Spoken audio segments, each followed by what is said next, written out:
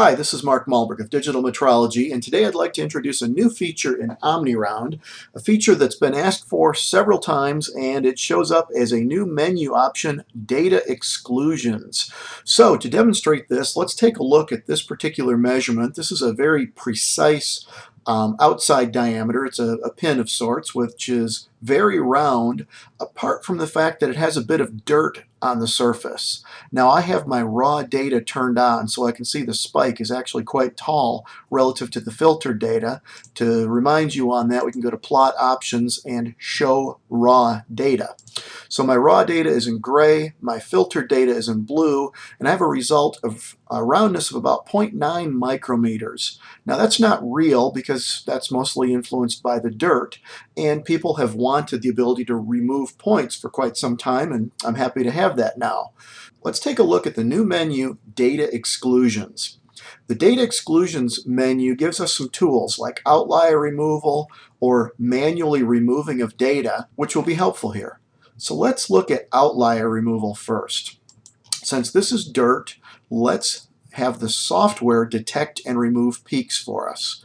For example, this particular peak is almost 2 micrometers tall, so let's choose a threshold of 1.5 micrometers, and if it's narrower than 2 degrees, we will discard 5 degrees on each side. So a little bit on how this works. The software is going to fit a least square circle through the raw data, and raw data points that are taller than 1.5 micrometers above the least square circle, since we're in the peak mode, we're looking above the least square circle, and if that peak is narrower than 2 degrees halfway up, so halfway up the height of the peak, it needs to be narrower than 2 degrees, and if that is the case, it will discard 5 degrees from each side of that half height. So a micron and a half tall, narrower than 2 degrees at the half height is going to discard an additional 5 degrees from those detected half height points. So let's apply this, and we see that magically that outlier has been removed and there's a bit of a hole in our data set. So that is outlier removal, and the software reports the settings we used. We used 1.5 micrometers tall, narrower than 2 degrees, and discard an additional 5 degrees at each side. Now, if you haven't caught on, lots of things in OmniRound are double-clickable. If you don't like something, double-click it. For example, if you don't like the scale, we can double-click it. If we don't like our outlier removal, we can double-click it. And instead, for example, of 5 degrees being discarded from each side, let's make it 15 degrees from each side. And now there's a bigger area of data removed, and the 15 degrees is being reported here. So outlier removal is a very useful tool for having the software detect and remove points. Let's move on to a different tool though. Let's look at manually excluding data points. So I can go to Data Exclusions and remove data, and I have the ability to do this manually. Manual data exclusion is going to take our existing plotting settings, so our existing scaling, and pull in a plot just like that, but make some cursors that we can move around on it. So if I move my cursors around that dirt and exclude that area, we see that it's disappeared, and this is just a preview. It's not actually refiltered. It's previewing with the existing filter, and we see those cursors have removed some data. We also may have noticed that the data auto-scaled when I did that. I mentioned that the data removal screen or dialog box uses the current plotting conditions. If we don't like that, let's just go to scaling, make it a manual scale of 1 micrometer, and we now have a fixed scale. So as I include data or exclude data, the scaling doesn't change, and it's a little friendlier for this manual work. Well, now I have excluded some data. I can OK that, and my data is now recalculated, and I have a new roundness value.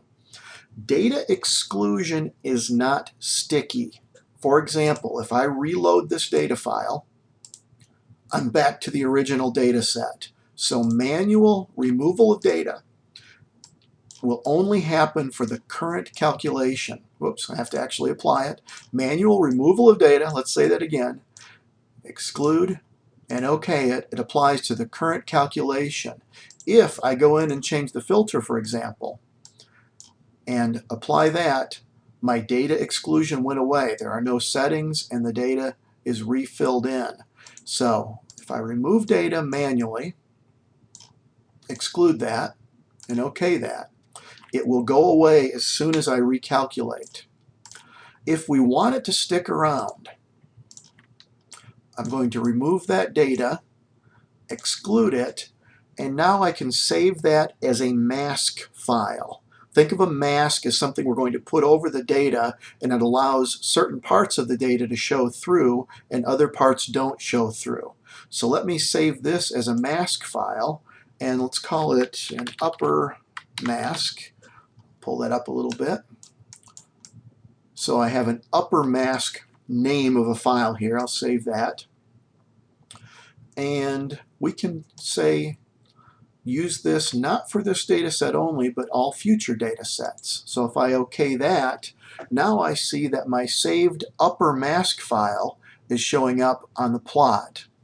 If I load that data set again, the upper mask is still being applied. If I load a different data set, my upper mask is still being applied. So by saving a mask file, I have the opportunity to keep those discarded points constant. They will remain. Now in the data exclusions menu, I can go directly to a mask file and I can load an existing mask file through the browse button, or I can just reset all data points to valid with no masking, and we're back to our original data. So this is a great feature. Let's play with one more data set, and I have a data set that's interrupted, and we can see that there's a roundness of 1,000 micrometers. It's more than a millimeter, but our scale is only 50 microns. So let's bump that scale up to a big value, and we can see that there are actually 3 interruptions in this surface. Data exclusions, remove data, gives us the ability to do this manually. But as I mentioned before, OmniRound allows us to double click on things we don't like. So if we don't like the data, let's double click on it. And sure enough, we're presented with the exclude data dialog. So let's exclude some points. And I'll exclude that one. Now remember, our roundness was over a millimeter, more than 1,000 micrometers. So if I OK this new manual data selection, I can see that my roundness is now just over half a micrometer. I can go back to auto scaling now and see the shape of this part. So that was a manual exclude of the data. And in fact, it shows that we manually excluded points right here on the screen. Let's go to the mask file on that. Say all data points are valid, allow it to recalculate. This time, let's save that as a mask. So I'm going to choose some points here. I can exclude that. Choose some points here, exclude. Now I'm set on auto scaling, I think, so let's watch what happens when I exclude that. Yes, sure enough, the plot did auto scale, but that's not a problem. I understand what's going on. If those regions look good, let's save that as a mask file. We'll call it 3 interruptions. And I will save that. I can say use it forever and OK that. So my 3 interruptions are active. Now, I may be looking at more data and I may find my asperity file and say those 3 interruptions don't make sense on that file. Let's go to data exclusions mask file and reselect that upper mask that we chose before. And sure enough, by loading that upper mask, it brings it back on the data that we designed it for. So we have a couple of options now. Our data exclusions menu allows us to remove outliers, automatically detecting peaks and valleys. We can manually remove things, and when we do so, we have the ability to save those manual regions as mask files and use them for other data sets.